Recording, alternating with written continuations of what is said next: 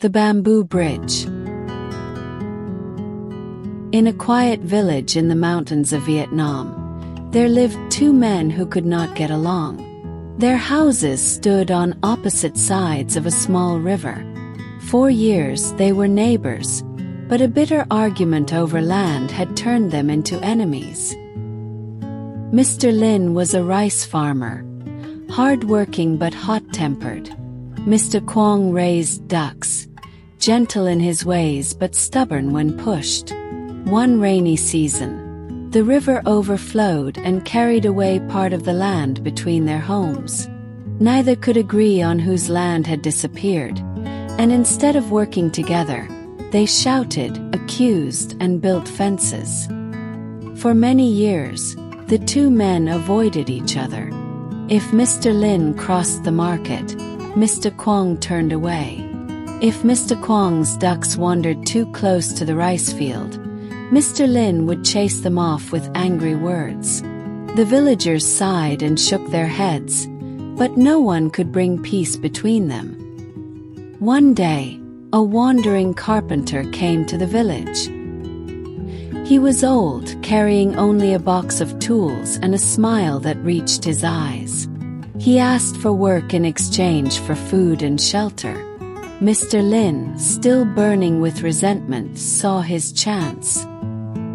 He brought the carpenter to the riverbank and said, "Build me a tall fence so I will never have to see my neighbor again. Make it strong and wide, higher than a man, so his face will vanish from my sight." The carpenter nodded quietly. "Very well. Leave me the wood, and I will build." For 3 days, the old man worked by the river. Mr. Lin kept his distance, imagining the wall rising tall, shutting away his enemy forever. But when he returned on the 4th day, his eyes widened in shock. There was no fence. Instead, stretching across the river, stood a bamboo bridge.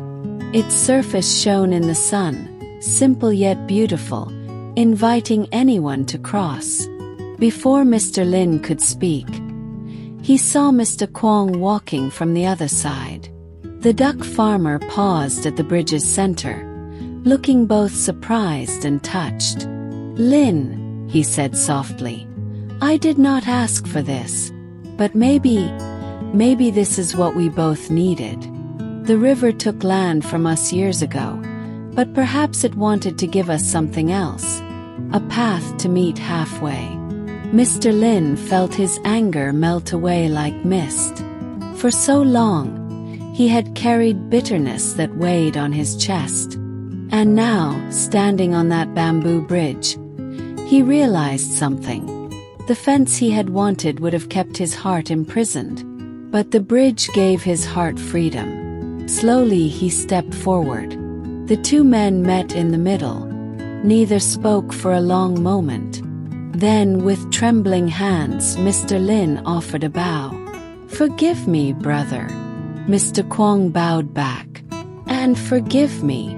The villagers watched as the two men crossed the bridge together, their shadows touching in the water below. The carpenter smiled, packed his tools, and continued on his journey. He left no fence behind, only a bridge. And in that bridge, a lesson. Tolerance is not about ignoring hurt or pretending differences don't exist. It is about choosing connection over division, compassion over pride. Like the bamboo bridge, tolerance may seem fragile, but it can carry the weight of two hearts willing to meet halfway.